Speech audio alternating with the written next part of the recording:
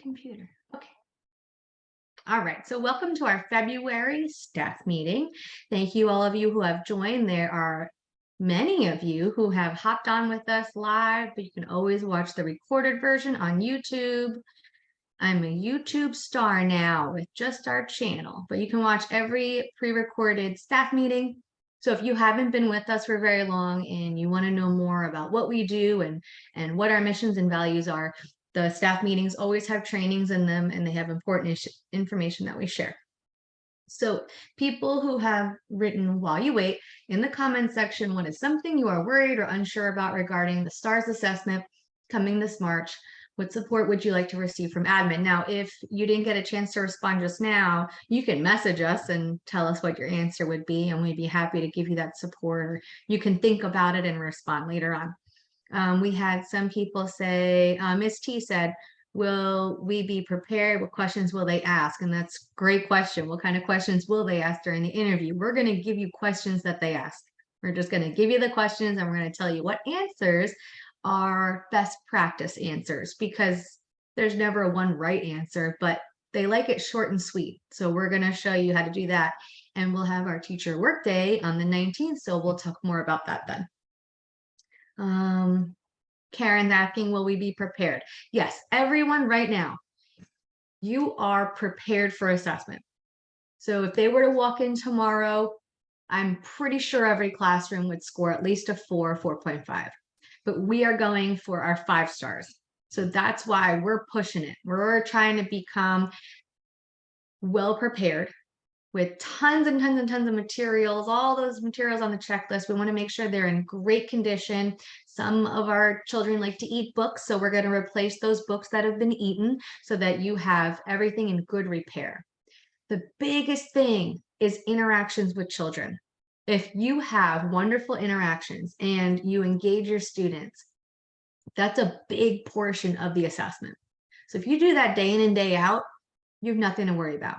If you know you need some practice on how to address students, how to support them in problem solving, getting down on their level, not raising your voice across the room in a stern tone, then we have to work on that. But we listen all day long down the hallway, and we make sure that if we do hear somebody who is not following what we would like as best practice, we go and address it. Okay. So if you see something, say something also, because when I leave for the day, you may have heard someone do something and you just want to make sure we address it the next day. Raquel asks, who's wearing the Grinch mask? Who's wearing the Grinch mask? Yes, I would say probably Heather, but yeah, I was gonna say probably Heather. Oh, Miss Laura was waving. That was her. Miss Laura was waving. Or maybe it's Laura. It's Laura or Heather. There we go.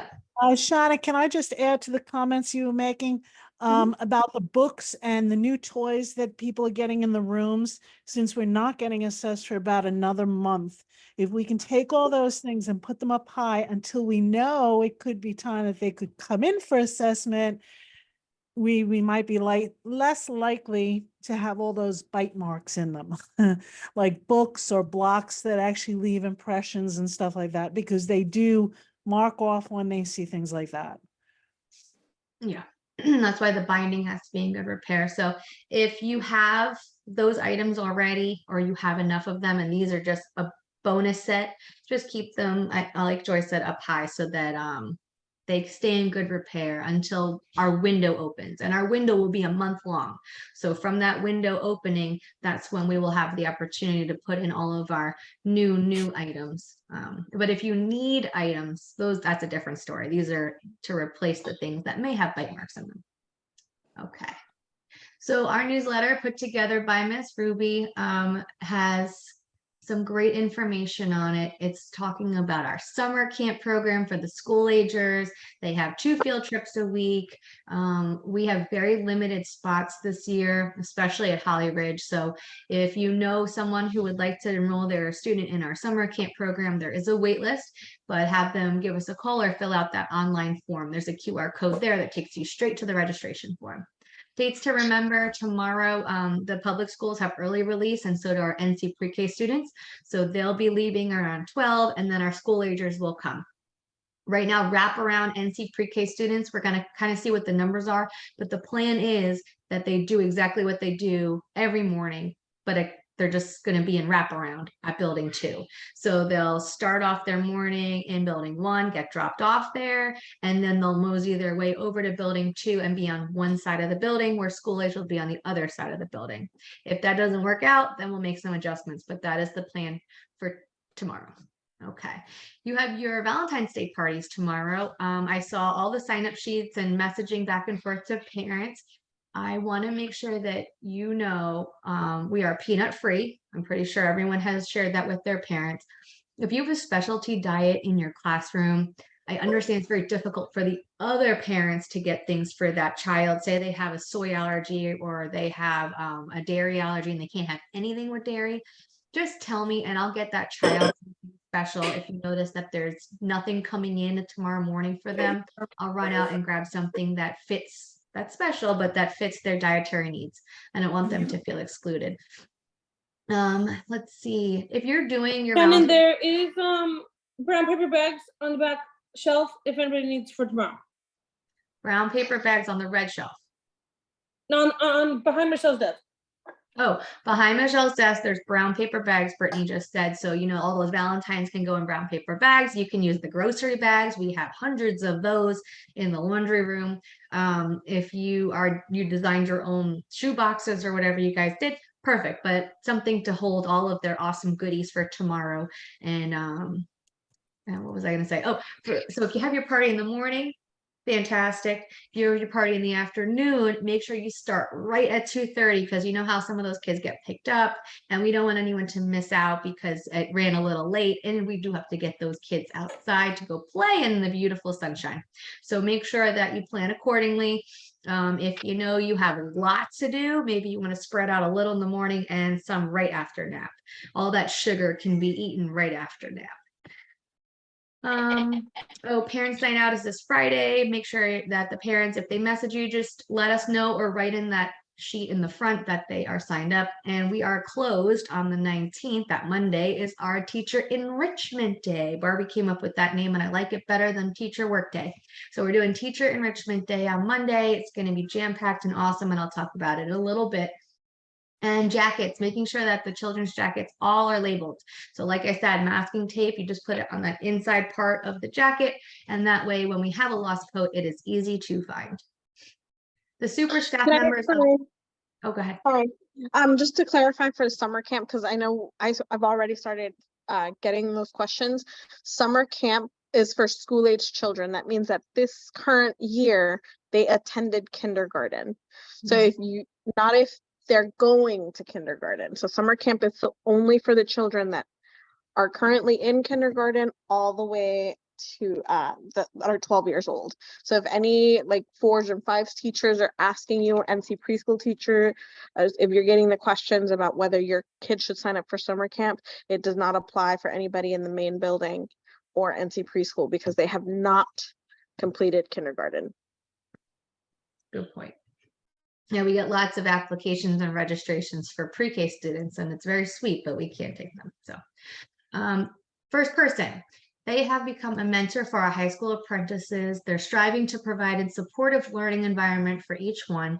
They have taken on additional responsibilities to ensure that as a center, we are meeting state ratios when administration is not present. This person provides a safe and engaging learning environment for her students while building strong relationships with her families. Although she already has a degree, she has returned to school to complete additional higher education courses. The second person has completed and received their EEC certification requirements. They have enrolled and is currently completing EDU 119, even though they successfully passed the equivalency exam. They always have a positive demeanor, a team player, and look to lighten the burden of their coworkers by extending support when needed without being asked. This person has helped create a thriving learning environment with their co-teacher. Their students have shown tremendous emotional growth due to their activity, their active listening and engagement.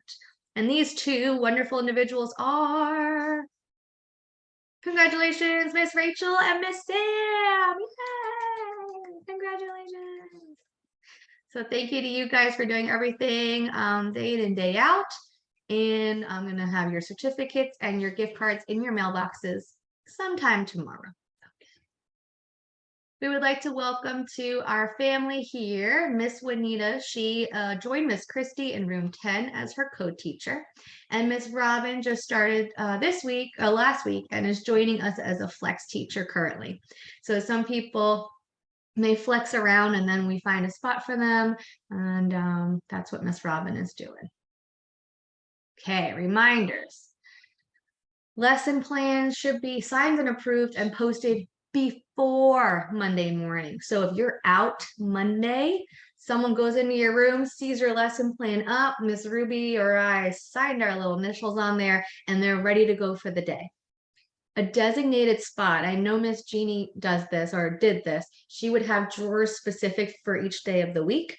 So if a sub came in, they would pull out Monday, and Monday had everything that they would need and ready to go.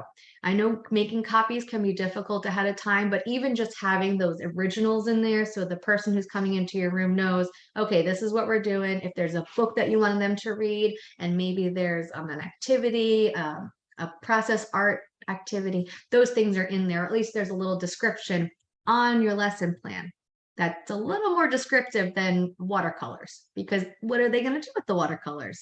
That would help the person a ton.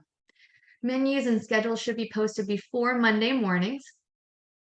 Whiteboard should always be up to date. Class list should be taped to the back for reference. So if you've gotten more students this week, new enrollees, kids moved up to your room, just make a copy of your meal program sheet, cut out that rectangle around the names and put it right on the whiteboard back, and you're good to go. Whoever's in your room knows the children's first and last names, and they can see their birth dates. So you know who can go where, and there's no question about, oh, are they 4 or 5? Can they join this group or not? Radio for administration when you are over ratio. Don't holler at me down the hallway. You're saying admin to room, whatever it is, we come running, you tell us I got too many, so then we find where they need to go. I know many of you have been extremely patient while we're trying to work out getting it right with our staff members in the opening. I think we have it good for tomorrow. Many of them will be back to work, so we're excited to have that happen.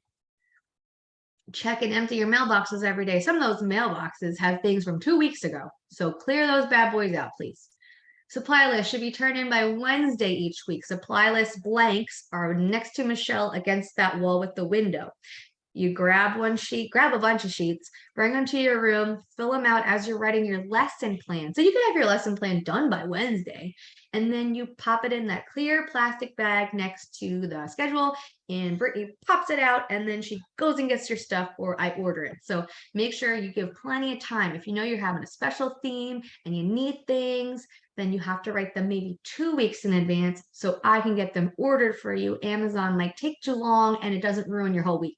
So just make sure you're always thinking ahead. And if things might be difficult to get, I'll do my best. And sometimes I'll reimburse you if I'm not going to Michael's, and you're going to Michael's, then I'll reimburse you because I don't make many trips out of my house anymore. So reimbursements must be approved prior. So if you're going to get something, don't just go on a shopping spree and expect me to shell out cash. You got to ask. And then if it is something that I can pay you for, great. I'll tell you. If we already have it, even better, I'll get it for you, because that shed is full of stuff.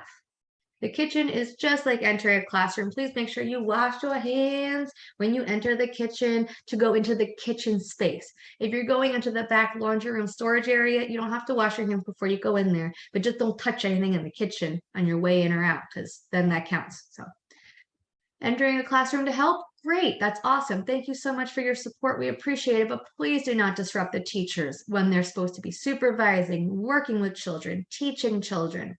That big no-no. So if you're going to go in, you're there to support them and help them. But if they have to turn their back to the students and they're hanging out the door to talk to you, and it's nice early in the morning, you're sipping your coffee and there's 12 kids behind them, we're not doing that. I'm going to just closing doors all day long so you can't go peek inside. So make sure you're not distracting those teachers who are doing their job. All right. Teacher ABC charts, these should be posted in every classroom. It tells you exactly what is expected. So say I'm doing diapers, and we can just say, hey, I'm teacher A, and I'm doing diapers. So it tells exactly what teacher B and maybe teacher C should be doing in that moment as well. You don't have to spiel out a whole bunch of things. They just go straight to that chart and they know what's expected of them. Maybe it's reading books or sing songs or have a dance party or go into a center and engage with students asking open-ended questions. Whatever the case may be, it's there for them in black and white.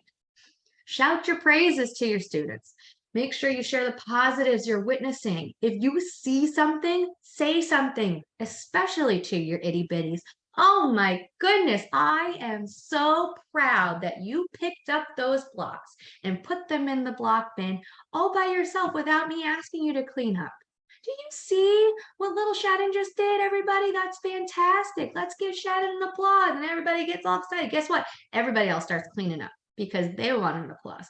So it's this chain reaction. It's this celebration of just, we think they're minuscule tasks, but it's a big deal when a itty bitty is able to take the initiative to do something on their own that you would have had to ask 15 times to get done.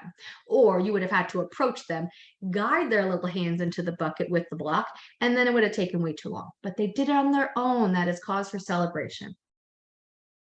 I love how you're going to sit with your feet on the floor. So you have somebody who is on their chair, they're standing on their chair, they're doing the lay to the side. A lot of them like to do that. They like lay over the chair. So you might say, I love how you're going to sit with your feet on the floor. Your chair's going to be pushed in. Your hands are going to be on your lap waiting for lunch. Maybe they do it, maybe they don't. But then you can see the other child who really does do it. Maybe they're a good listener. They hear your hints. They do exactly what you just asked, and then praise that kid. Then maybe the one you're just talking to gets the hint. Otherwise, you may have to guide them. And then they'll learn by your guidance and your support. All right, so just applauding all these friends and then encouraging the others to do exactly what was expected in the first place. When we are guiding children to avoid injury, you use your flat hand against their back. So here's little Shannon, and I'm trying to guide her out the door because she's just having a hard time moving those feet on her own. But we're not going to push a kid out the door, okay? This is just guiding them carefully, gently behind the back. They kind of feel your love on their back, and that's it. Nothing too much. Now, if they still refuse, and they kind of throw their body on the floor, then you may need to call for your co-teacher, and you can go and split up your ratio. Some are outside and you and that friend and some more inside, or you can radio for admin, and we come and we provide the support to the rest of the class because you don't want to lose your authority. That's a big deal. So you're going to work with that child and you can talk with them through it. Now, why don't you want to go outside today? What's wrong? What are you feeling? Whatever your spiel is with the kid. If they're in the mood to listen, if they're screaming and kicking and throwing a fit, you're going to give them a moment. You're going to tell them that you're ready when they are. And then you kind of have to wait them out. We can wait longer. We can always wait longer than they can.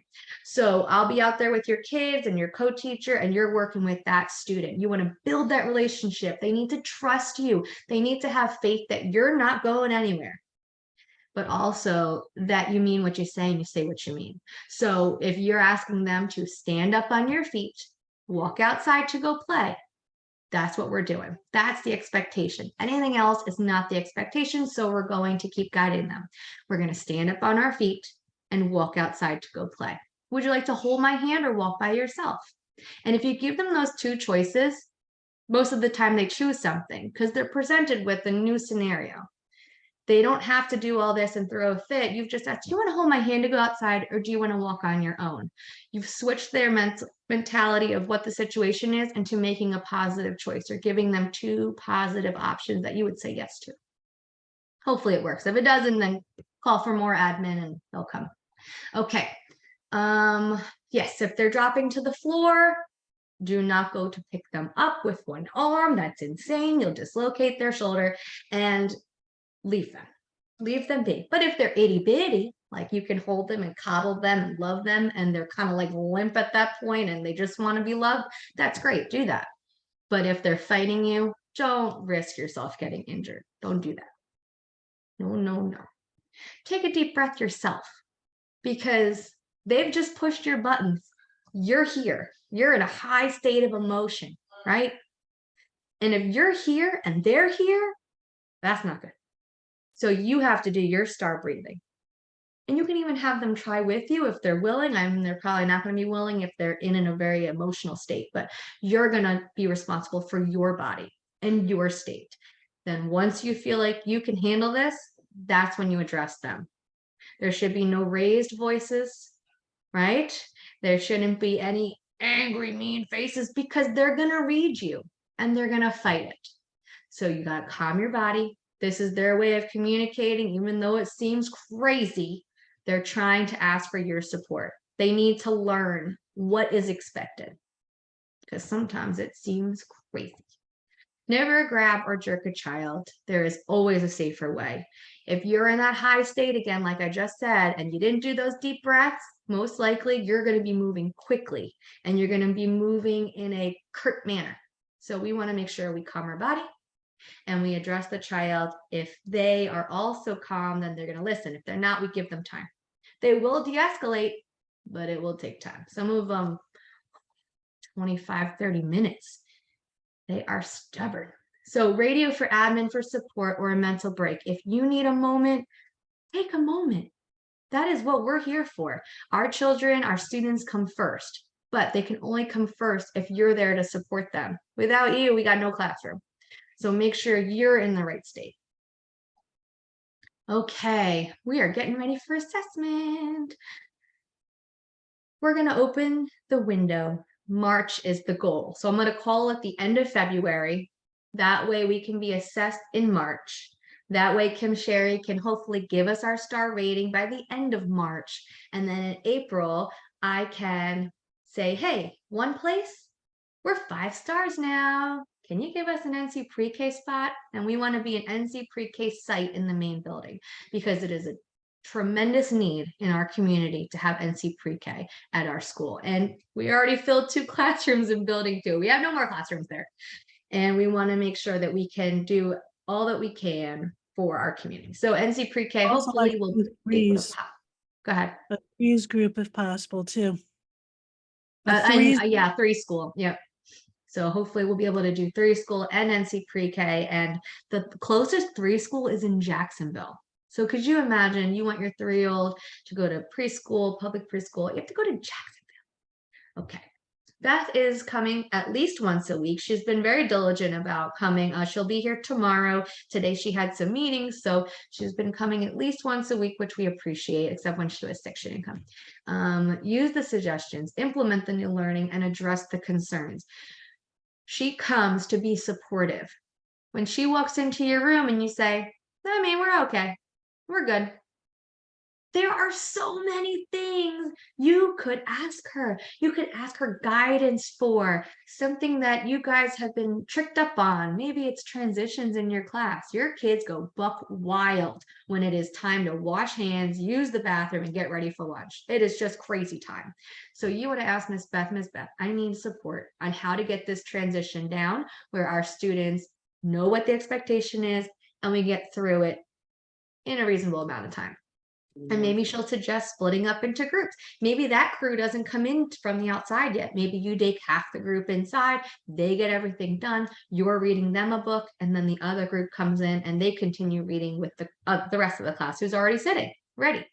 And that will reduce the chaos. But there's so many other suggestions that she has. She's been in this business for a long time, so she's got a lot under her belt. So please use her as a resource so you can improve the quality of your classroom. There's the thinking more about packets. I'm going to hand you another packet this week, and I've been reading some of your observations of your classrooms, and they give me a lot of insight on what support you do need in those ones that I've already given out. Those of you who didn't give me back packets, I strongly encourage you to do the next one. They're only to support you. They're supposed to be helpful so that we're not giving you bogus information that you don't need because you already know all that. We're trying to give you the things that are concise, succinct and concise to what you need specifically. And that way it's meaningful to you. There is a link on this slide, and it takes you to all the NCR LAP resources. So there's videos, there's articles, there's the packets that I was just talking about, but there's also information from the packets that give you what to do. So if you're weak in this area or you need support in this area, there's a whole section on what to do to support yourself or to get it so that you feel confident in that section. The questions that they've asked, that's on there. So if you're curious about what questions are they going to ask me during an interview, they are there. And YouTube is awesome. You just go on YouTube or you Google questions asked during the ITERS assessment, and then it comes up. And they have all different kinds of questions that the assessors will ask. So it's pretty handy. So click that link if you're curious to learn more. Tips and tricks for classroom management. Never turn your back to students. So I know sometimes very difficult because your sinks are like in a corner off to the side. But a suggestion is that you're helping a child and you are behind them while they're washing here and your body's facing forward towards the rest of the students. Or if, say, you're in a toddler classroom and you're changing diapers on one side of, they both have gates, the other person is on the other side of the gate. You should both never be on the same side of that gate when there's children there. So the whole rest of the class should have the other teacher while one teacher is changing diapers, washing hands, whatever they're doing. Just make sure that you follow that. Otherwise, the gate should be wide open. So there's that catch. So if it's open, that means there's free access. It's not really closed off space. But if you're closing that gated area, you have to make sure you're separate. But always making sure that you're forward facing your students so that you are supervising them. And that's a big deal outside.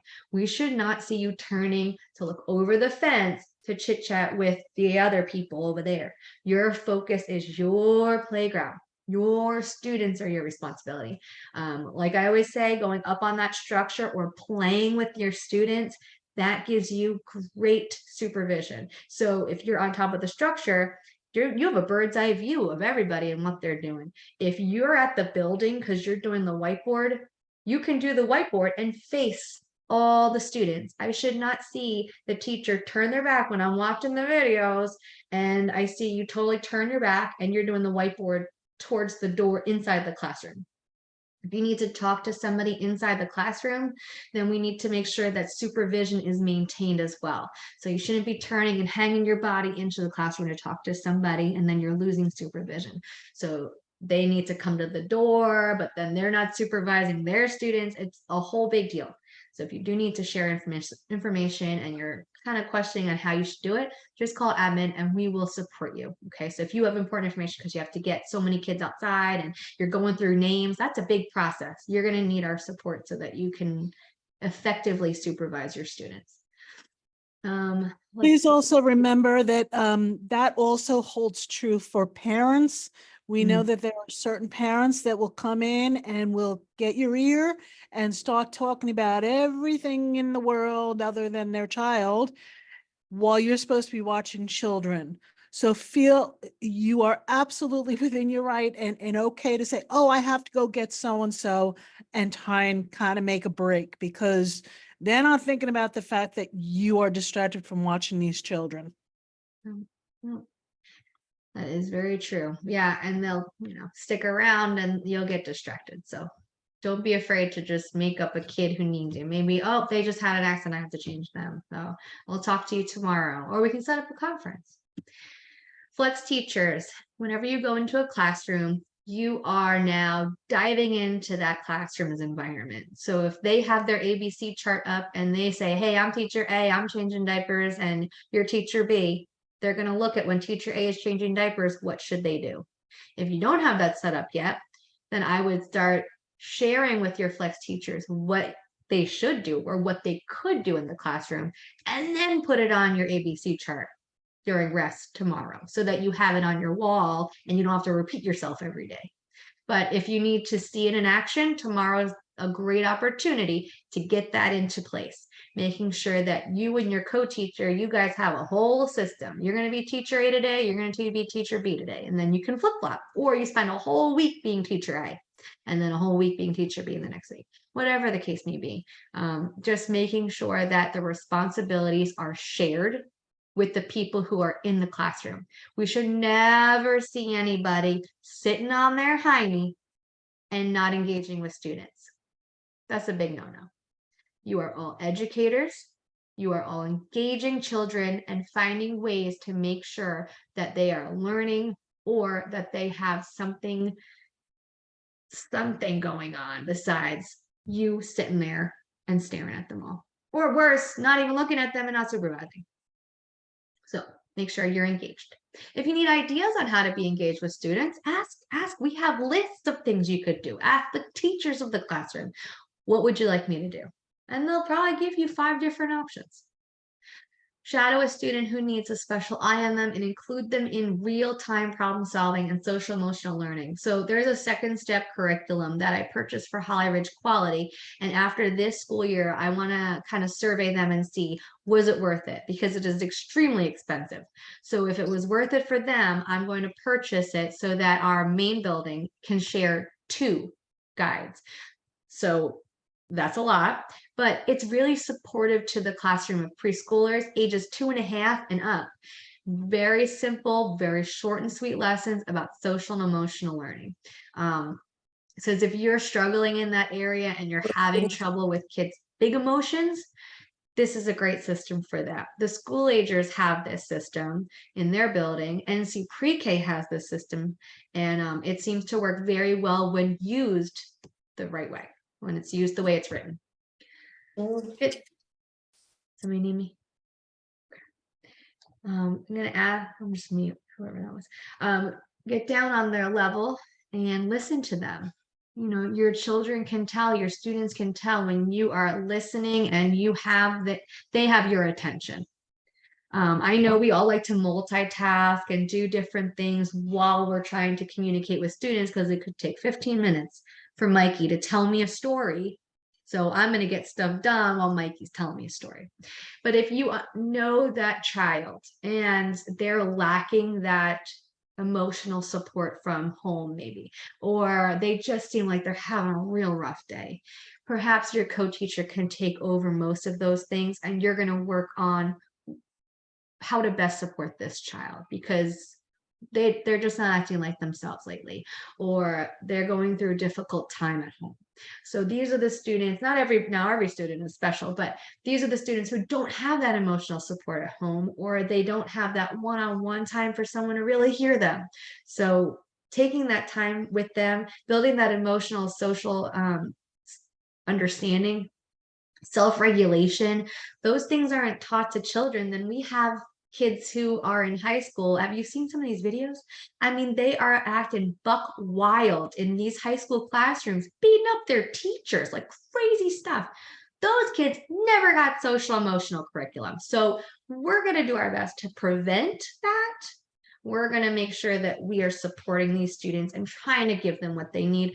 You know, it is very rare that we have to say goodbye to a student, but when it does happen, it's because their family or their support system is not being supportive. We can't do it all. The teachers cannot just do it all. It needs to be a village, like they say. So we need the parent support. The teachers are working hard on it. Admin's working, everybody. As long as we're all working together, you never really see those children get dismissed from our programs because they have what they need now to be successful. We share with the parents what's expected, the teachers know, and they're all working together. Yeah, those kids are crazy. Use an even and calm tone, big voices. That doesn't mean you're yelling and shouting in a stern voice. When we say big voice, we just want you to be heard. So if we're lining up, I'm going to state my expectation. Take your jackets, put them on, and line up at the door. If you're 3 years old, you should be able to complete that many steps. If you're 2 years old, then we're just gonna, you go get your jacket and now you get your jacket. Gotta kind of, you know, gauge your children, but making sure that you're using that big voice. They are hearing you and you say what you mean what you say, and then we go on. Provide them with 2 positive choices, like I said earlier, 2 options you would say yes to. And also, don't throw out empty consequences, all those empty threats that, you know, some people do. And they're like, well, if you don't do this, then you don't get a Lollipop Friday lollipop. First of all, we're not taking food away. Number 1, don't use food as a punishment. But number two, you can't prevent them from getting a lollipop on the way out. That's mommy and daddy, grandma, grandpa's decision on the way out, unless you're going to be following them down the hallway. But something that is ideally a natural consequence. So natural consequences happen naturally, not a consequence that you dish out. A natural consequence is they're running in the classroom and they fall down. That's a natural consequence. It happened naturally. Now, we're very sad for them that they fell down. They shouldn't have been running in the first place, but now you can go, I'm so sorry you fell. But that's why we use walking feet. Why do we use walking feet? So we don't fall down, and then you get that whole natural consequence lesson. If it happens to be you tell them to use walking feet 15 times, and you give them two positive choices. You can march, you can tiptoe, and they still don't march or tiptoe or walk, then they have to have your consequence, one that you deem to be appropriate for the offense, not something crazy. So if they don't use walking feet in the classroom, then I have to have you sit so you're safe. So sit here, we can choose a book, or we can choose magnetiles. You have to sit here until you feel like you can be safe in the classroom. And that's a consequence that you've chosen for them so that they stay safe, something that makes sense in the situation. And they have to de-escalate before they can hear you. When you try to talk to a kid who is crying or screaming at you, or in that high state of emotional stress, they don't hear a word you say. They are turned off and they are in either that fight or flight state. So we want to make sure that they calm there. You can say, I'm going to be here when you're calm, but I need you to calm your body. You can go to cozy or you can sit here, but I will help you when you're calm. And then it's going to take a while, but at least you said you will be there for them. Hopefully they heard you, but I'm sure they did. Okay. Oh, I'm clicking all the wrong things. Closing checklists. If you use the she shed, please take care of it. Please take care of it. Now, the trash gets piled up real high. If you see that, please grab it and take it over to the dumpster. If you use the she shed, that would be extremely helpful, and then it won't stink like trash in there. If you use the microwave, please make sure you use the microwave cover so that your food doesn't splatter everywhere, or something to cover it. If you notice that you did splatter, clean it. There's wipes, there's spray, there's all kinds of stuff so that you can do that and make sure it's nice and pretty. And sweeping the floor. If you notice it's kind of yucky on the floor, it should be a broom in there and a dustpan, and you just sweep that puppy up and it'll be nice and clean and neat. It does get deep clean, but only once a month. So make sure that you are taking good care of it so we can keep using it. All right, for trainings, this is Miss Ruby's zone. And if you finish your contact hours and coursework, you are awesome, fantastic. But we got to make sure that you do that. So these are all live links. You can click this PowerPoint after I sent it out, go to this slide and just click these links so that you can get all your trainings done. CPR is provided by Miss Ruby or myself. Miss Ruby does trainings about once a month, and that way you will be ready to go. That reminds me, I put a slide on the other one about the assessment. And what else did I want to share? Some of these are once a year you have to do them. So fire safety, you got to get that every year. So please make sure you're doing that. It's a big deal. Okay. If you would like to join for the Teach Scholarship, so you can go to college for free on our dime, and it's pretty awesome. So you would apply. On the left, you'll see all the things that are required. Miss Ruby is your lady to get all this done, making sure that you stay on track. She's fantastic at that, but you still have to put the work in. So if Ruby says, I need this by this day, you still have to do those things. She's not going to do it all for you. But if you get enrolled and you get the Teach Scholarship going, you could get your master's degree. I think you could even get your doctorate on our dime. You don't have to pay a penny. We pay you to go to college. Every time you accomplish so much during the program, we give you bonuses and raises. I mean, come on, man. No one else gets that stuff. Let's do it. Okay, so what is the ERS, Environmental Rating Scale? We kind of talked about this a little bit, just happened throughout the PowerPoint, but some people call it the stars, getting your star rating. Some people say it's called assessment. This video here gives you the very basic understanding of what the assessment program is. So if you've never been through it before, you should click this video and watch it, and that way you are knowledgeable. These are tips that we put on this PowerPoint, and you got to make sure that your lesson plans have NC foundational standards on them. 1 or 2 are just fine for each activity. You will notice as you write more lesson plans that your standards tend to be the same ones for each set of activity. So it shouldn't be too varied. Maybe you can have a list of what goes best when you're doing this kind of activity. When you're doing math activities and focusing on math, you're probably going to hit on these foundational standards. And then you just kind of pick and choose which ones fit best for that activity on that day. If you're an ECHRS teacher, you want to make sure you're asking open-ended questions, So some people get confused with open-ended questions. Open-ended questions are great if you want to use that starting phrase, what if? What if is a great way to start a child to elaborate on their response, or the why. And if you ask maybe a where question or a very basic question about what color are you going to choose next, that's very short and sweet, right? That's not going to deep dive into where they're thinking and where their problem solving is going. So you can present them with a what if situation, and then they can elaborate there using their thought process. Well, what if this happened? Then, and they'll be able to problem solve up here and then here verbally with you, and then they'll do it and they'll put it into action if they can in front of them with the manipulatives or with the tools that they're using. So a good one to use is what if. If a child's in distress, which during assessment that might happen, you might have a kid who becomes in a high emotional state, and you just do what you always do. You get on their level. You speak to them. If they're in high distress, you give them the options of going to cozy or staying where they are. You're not going to lift them if they're flailing because no one wants to get injured.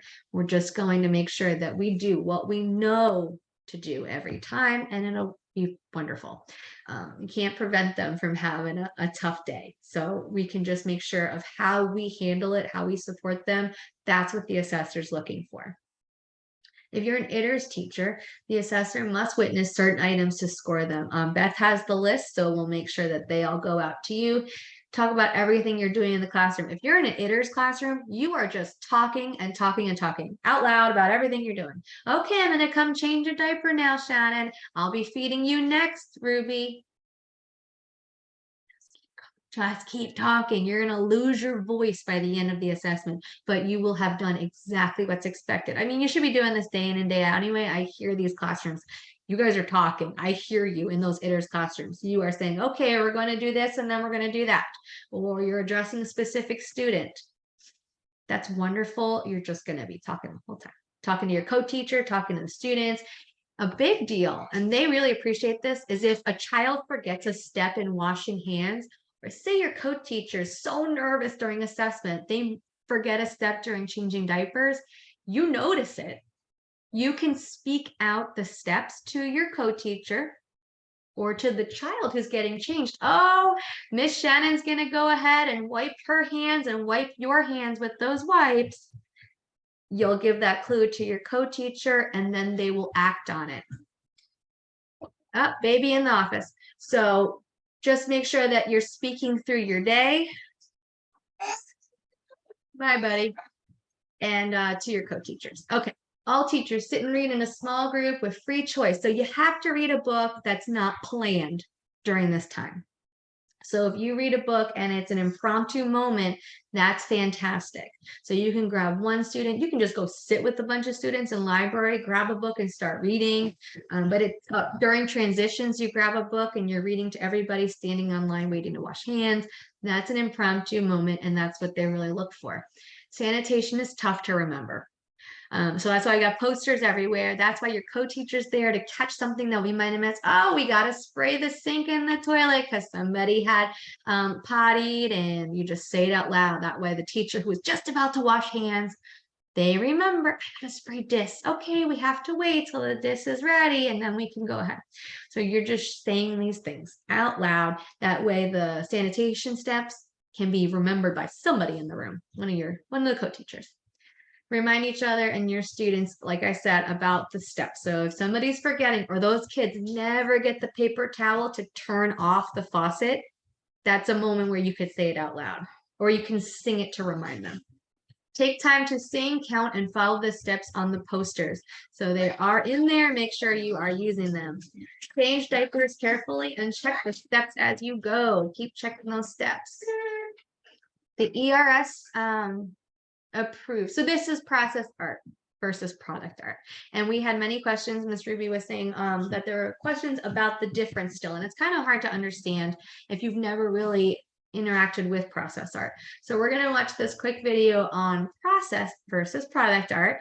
And if you have any questions afterwards, you can unmute yourself or go in the chat box during the video, and then we'll address those.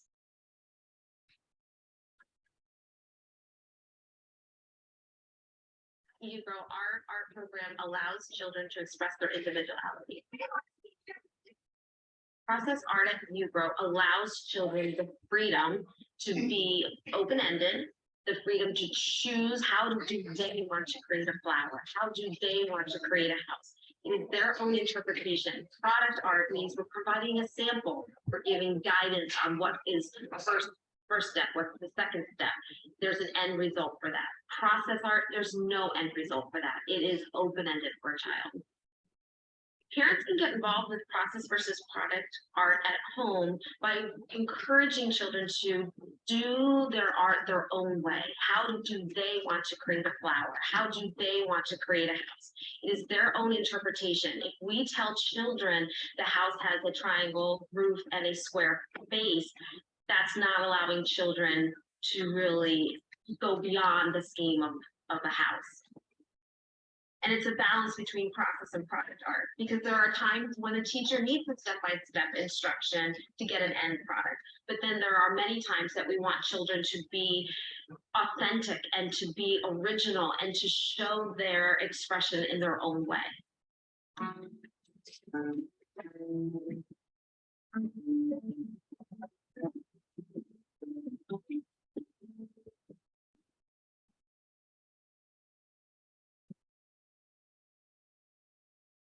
Okay, so that was about process art, and it really is, it's the child's creativity and the child's choice. So if you think of creativity and choice all in the hands of the child, but you're providing maybe a few materials. So if they're doing collage and you're asking them to use these materials to create something, maybe they're creating, like she said, their house. You can put that little bit of dictation on the front of their artwork and then their name, and it's posted up, and it's wonderful because they shared, you can even do little quotation marks of what they said about their artwork. 3D art, if you have those paper towel rolls, we have lots of air dry clay. I can order more. That's a great thing to use for 3D art. And then they can paint their creations, their sculptures, and you can just have them up on around the room.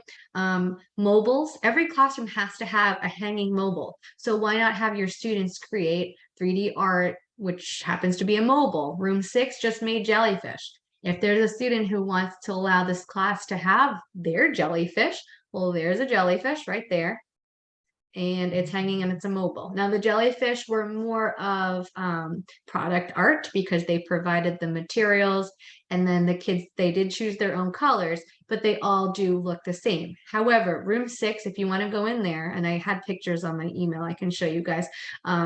They have lots of process art. Now there are other classrooms that have a ton as well. I just happen to be in that classroom more often today, and I took pictures, so I'll share them with you on Messenger. But they gave them a goal, and then the children went for it. So there was no real standard of how something should look. They just said, okay, maybe you're learning, and this is made up, maybe you're learning about Arctic animals. And before you even read them, any books about the Arctic rabbit or the Arctic hare, you ask them to draw their Arctic hare and maybe where it might live. And then they create that with, you give them crayons and markers. So it's from their brain using their imagination and creating it. Now, that is more guided though. If you leave it more open-ended and ask them just to create something that they think might live in the Arctic, That is process art because they're creating something that they think lives in the Arctic. They have yet to experience any creatures in your class from the Arctic, and they're going to create it on their own and then see what their interpretation is and what their ideas are.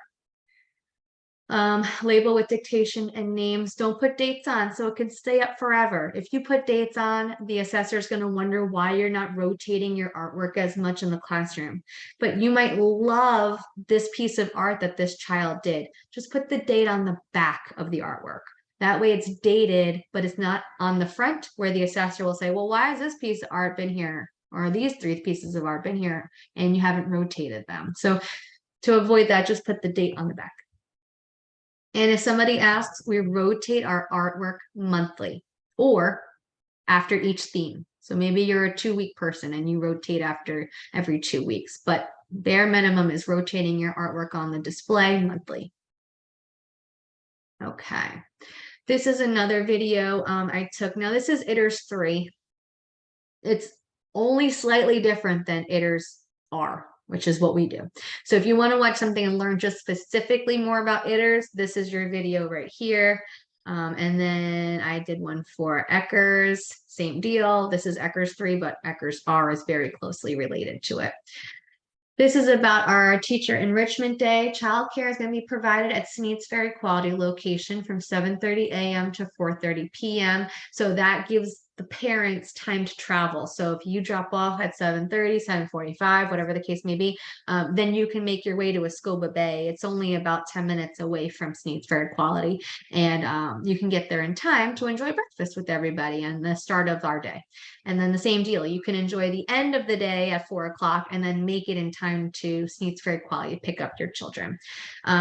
If we have our lunch break or something, or you have to go and check on your children, please do that. But just know that they are going to be in care of our well-trained apprentices.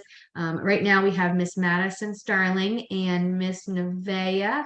I think we're going to ask 2 more individuals. I just haven't asked them yet to help that day. And it really depends on how many children we have. So everybody who I know may need it, maybe I missed somebody, but I put an enrollment sheet in your mailbox and I wrote at the top Teacher Enrichment Day. So that way you just fill out that sheet, any allergies, your children's names, your contact information, maybe an emergency contact just in case you're not having your cell phone on you or loud during the day. There's someone else they can contact, and anything else you want them to know can go in the sheet. That sheet will then go in Stephanie's mailbox because I'm going to have her count how many kids and figure out if we really need so many more people to care for the students. They will have a breakfast there, so it'll be cereal, milk, and maybe a fruit that we have there. Lunch will be pizza, and then an afternoon snack, something that we typically serve at school. So make sure you write down those allergies if they can't have something that we normally serve.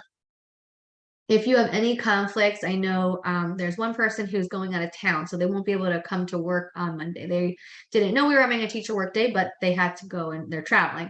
So if that happens to you and you realize, oh my goodness, I requested off that day, I won't be able to be there, that's fine. I'll know because of the schedule. But if you have something that comes up, just tell us because it's a big day. It's a big day for us. We do this I mean, no other center does this stuff. So we have a teacher work day and it's just like any other work day, but you get to spend it learning, growing with your peers and your colleagues, and you get to have a time away from the classroom to become an early childhood professional who is more knowledgeable. And we're getting ready for assessment too. So it's a big deal. Okay, so this is the agenda. You will also get a copy on the day of, but I wanted to share this with you. If you don't have time to read it now, you can go right back into this PowerPoint when I send it out and read it more in depth, all the little details. So 8 a.m. we're going to serve breakfast, 8 to 10, all about the ERS. It's 2 contact hour certificate you get, and it's online. So I'm asking that once you start eating breakfast, get settled in, just start playing the training with people who are in the same age range, groups with you. So you're not listening to an ECHRS training and an ITERS training next to each other. They are separated by that. So Miss Barbie sent in email addresses for everybody who is registered, and we're going to double check it, and then we're going to have a final list. It is an on-demand course. So technically, it's not like a live class. There's no one coming in for this one. This is an at your own pace. So you start it and there's going to be little questions at the end to give you your certificate, but it is something that's meaningful to your specific age group. So that's why we split it up like that. And that's why we're asking while you're eating your breakfast and enjoying it, you can have this training on the side. And if you are listening, great, because then you can learn more about it. But if you are more in the mood to speak with your colleagues and talk about different things, this is on demand. You can choose to do it at a later date. But we felt that if you wanted to earn those 2 contact hours, this is your opportunity to do so. If you wanted to learn more about itters or eckers or stakers, this is your opportunity to do so, because here it is. You get 2 hours to do it. All right. From 9 to 10. What was I saying? Yeah. 9 to 10, I'm also going to be offering quality rated assessment and best practices. So what's best practice, helpful tips, things like that. So that's what I'll be sharing from 9 to 10. From 10 to 12, this is where we'll have special guests coming to present. This is when Miss Chantel and Miss, I think her name is Kiera, come, and they're going to be sharing 2 separate trainings. So we're going to split up into the Eckers group and the Itters group, because obviously there are things that are specific to each group, and we don't want to bore the other group with things that are not necessarily important to them. So there's descriptions about each training. One has to do with social emotional learning, which is something that we all need to know, more tools for our tool belt to support our students. And then for infants, toddlers, the pyramid model series for infants and toddlers, which I found to be the most helpful choice of training. So that's why we're going to do that one. From 12 to 1, we're going to have lunch served. Miss Joyce is getting everything set up for a Greek-inspired lunch. So we'll have gyros, we'll have salads, a whole bunch of stuff. So get ready for that. Again, if you have allergies, then please just message Joyce or myself so that we at least have something for you to enjoy. And 12:30 to 1. So during the lunch hour, because really there's no scheduled lunch hour, it's an 8-hour day. So we're going to have Title come in, and while you're enjoying this delicious lunch for a half hour, they're going to share the things that are important to their therapies, what they do day in and day out with the students, because many of you had questions. Well, what are they doing with them out in that hallway? Or what should I expect to see when they come in? So Danielle is going to come in. I think Danielle might be bringing somebody else, but sharing what they do, and then what you can do to be supportive in the classroom for that child, and what we can do with parents. So all these things are going to be answered. If you come with questions, great, bring your questions to Ask Title, and then we can ask them while they're there. And if you have concerns, that's something to share at that time as well, because she really wants to make sure that this is a continued partnership. So if we have concerns, she wants to address them.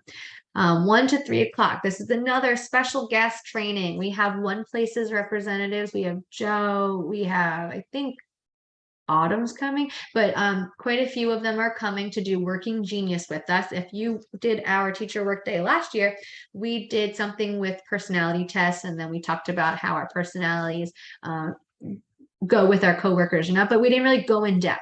So I asked them this time for Working Genius, we want to maximize team cohesion, increase team productivity, and morale. So this is a way for us to learn about each other's strengths, weaknesses, what makes us tick, and what really ticks us, and then we can share our thoughts on how to support one another. So you can build those strong relationships in your teaching teams.